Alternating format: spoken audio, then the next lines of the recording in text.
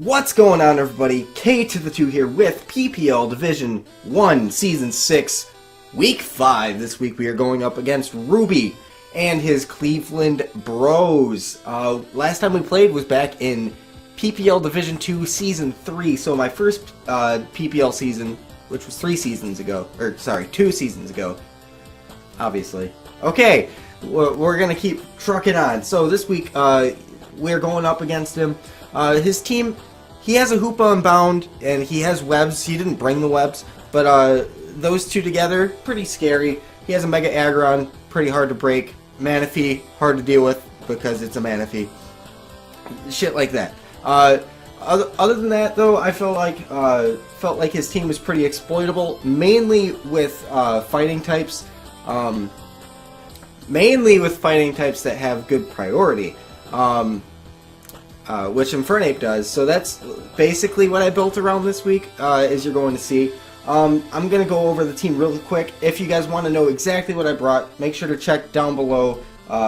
In the description there will be a Poke Paste that has exactly what I brought, but I'm going to give you a quick overview of what I brought. I brought a lead Mega Tyranitar with, I think, Stone Edge.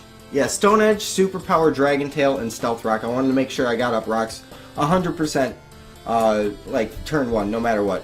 If you brought Galvantula with webs, I could potentially force him out with the fact that I could Stone Edge and kill him with the sand.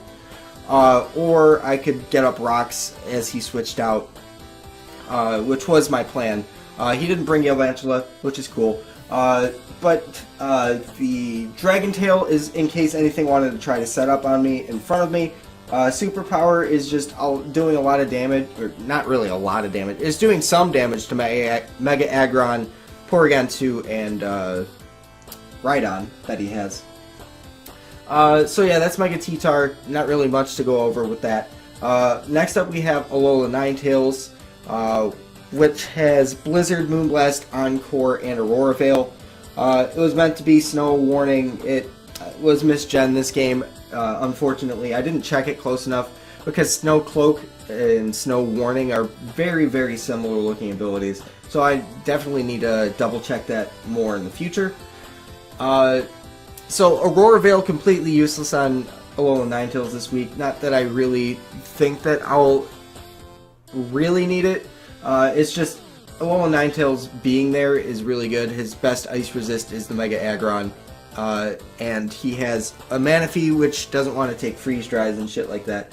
Next up we have just a straight up Dragon Dance Gyarados. Dragon Dance 3 attacks. We got Dual Stab with the bounce. It's Waterium Z instead of Flyinium Z. Waterium is because his water resist is Manaphy and Superior, both of which I can do things to. I'm hoping that potentially I can set up on Manaphy as soon as all of his normal resists are gone. Or maybe Rhydon is still there and I can knock it out with Waterium Z. But I have Facade, so I could boost up to the sky with Gyarados if he doesn't have Hidden Power Electric on his Manaphy. If he gets the Scald Burn, that's great because now Facade is doing more than Waterfall would to anything, and being at plus whatever. Yeah, you get it. Gyarados is scary if it has Facade and it gets burned, shit like that. Next up we have Swords Dance Infernape. We have dual Fighting Stab with Thunder Punch for coverage, Close Combat, and Mach Punch, of course. With a Fist Plate, it pretty much runs through his team as soon as I get to +2. I need some chip damage on Hoopa to make sure it goes down to Mach Punch. I need some chip damage on things like Serp that I don't always outspeed. Things like Manaphy. Potentially, if it's like really bulky, then it can maybe live. It has a chance, I believe. Rhydon is another thing that could potentially live some things, but you know. Infernape, just the biggest threat against his team. Another big thing that he didn't bring was the Togekiss, which if it was Scarfed it would have been able to check the Infernape, but I don't see it, so I'm not super afraid. Next up we have a Choice Scarf Zapdos. Choice Scarf was there just to make sure that I can outspeed his entire team, even if he gets the webs up, but he didn't bring webs, so it wasn't that important. Having the Scarf might have been cool for the Superior if I felt that I needed it. And lastly, we have a Choice Banded Zygarde with Toxic, Dual Stab, and Stone Edge. Yeah, that's the team. We're gonna go ahead and get right into the game. I already told you what my lead is gonna be, so let's go ahead, start up the game. We are going to lead out with Mega T-Tar, get up our rocks turn 1, and he is going to lead up with his Mega Aggron, as you're going to see in a minute. And even though I saw Mega Aggron in front of me, I didn't think it was going to be this big of an issue to deal with. But as you're going to see over the next couple of turns, it's actually going to be kind of an issue. As you're going to see, I'm going to go ahead and get ahead of myself right here. He's going to go for the Power Up Punch turn 1, which was kind of unfortunate, is it's going to do 40% damage, which means I will probably die to the next one. I did the calc. He got kind of a higher roll on this first Power Up Punch, which meant he could kill most of the time on the second one at +1. So I decided the best turn 2 play was to click Superpower and guarantee myself to go down to another Power Up Punch instead of Dragon Tailing, because if I was to go for Dragon Tail and he did end up KOing with the Power Up Punch anyway, then I don't get any damage on the Mega Aggron. So going for the Superpower was the play that I decided to go for. It does about 30-35%, and what I'm going to do is I'm going to go into Infernape, try to either force it out or bait out Earthquake, try and scout out its coverage moves. So I'm expecting him to switch out or go for EQ here as I bring in Infernape. I think this was kind of a misplay, because I could have just gone hard into Zapdos and then came in with Infernape without letting Zapdos take this much damage, which is quite unfortunate because he didn't go for the Earthquake to kill me. He went for Thunder Punch, which does that much damage. And so I'm sitting at like 25%, and I'm like, let's just go for Heat Wave. Maybe get a burn, that could be nice, but we're just going to go for Heat Wave, fail to kill. But it is definitely in range of a Mach Punch from Infernape. So Mega Aggron dealt with. That's kind of what I care about. We lost Zapdos and we lost Mega T-Tar. So we're starting out this game down 6-4, but we're going to bring it right back to 5-4 right here. Yeah, let's talk about that early game really quick.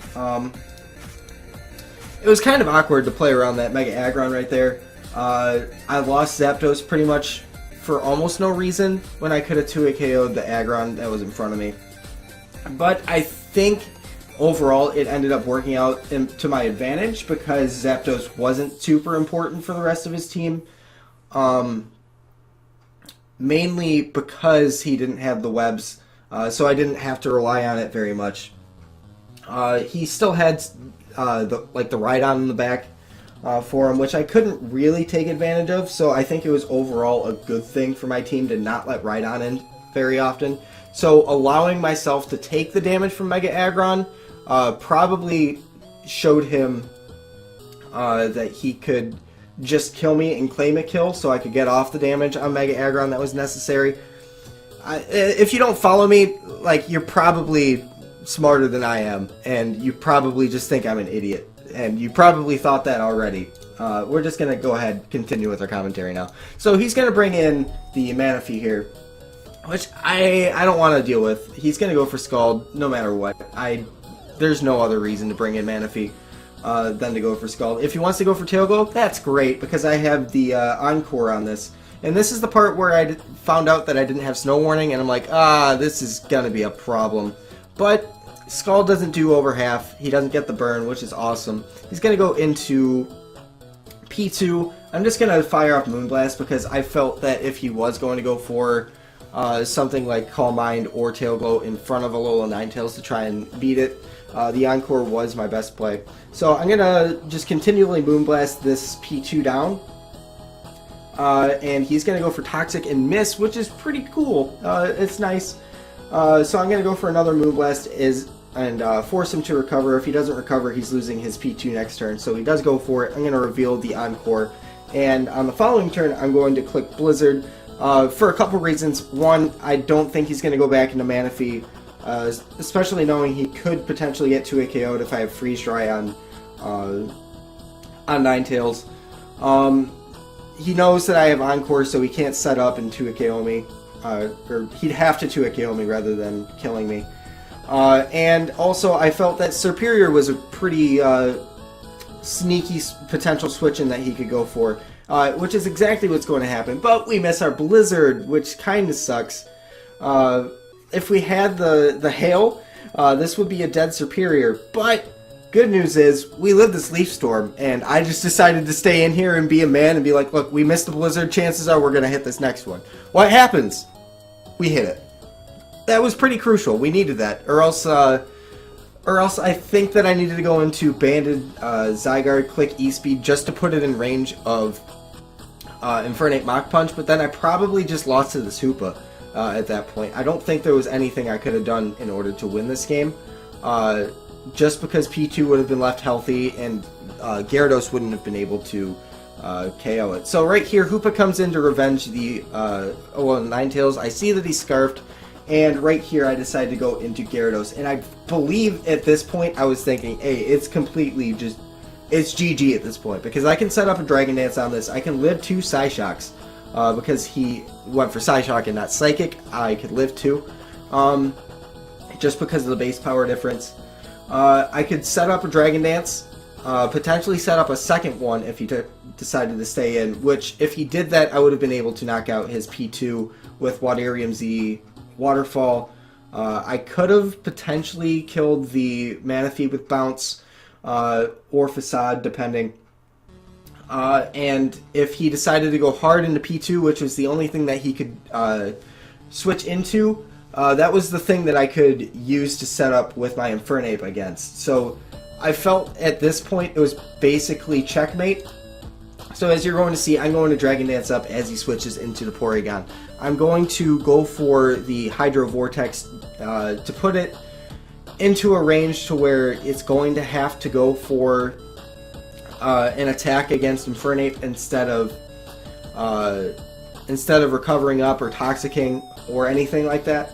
So he's going to take about 60%, I would say, from this Z move.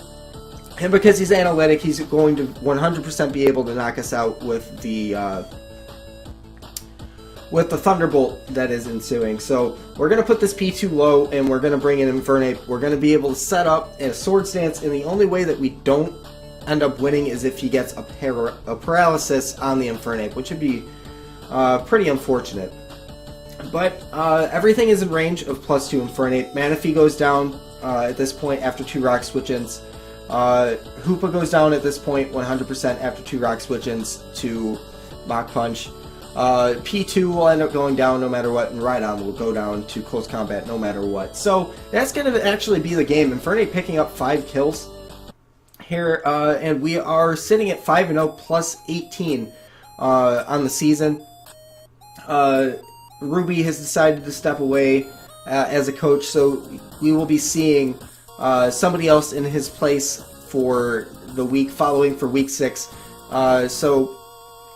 PPL having a lot of replacement coaches this season, which is kind of unfortunate, but that's like we've already played most of the people before they left, so it's not like it overly affects anything that could have happened. Don't really know what I'm trying to say here, but you get it. We're 5-0. We're sitting on top of the standings. Jack is right there with us. He's doing stupendously this season as well. So we need to keep up our pace, just so we can potentially meet him week 8 when we play. Hopefully both of us are undefeated at that point. I think that would be pretty awesome if both him and I are undefeated at that point. But both of us have big tests before then. I have to play Trev the week before I play Jack, and Jack has to play Paul next week, week 6. Make sure you guys check out that game. I think that's going to be a pretty exciting game for next week. So 5-0 plus 18 through week 5. I think next week we play against It was going to be Redithin, but he was another person who ended up dropping. We are going to go up against Tone, who is his replacement coach. So hopefully we come out on top of that game with a W as well. I think that would definitely be my preferred option. Like, if you can take a W or an L, I'd take the W every time. So, yeah, that's pretty much it. Thank you guys so much for watching, and I will see you guys next time.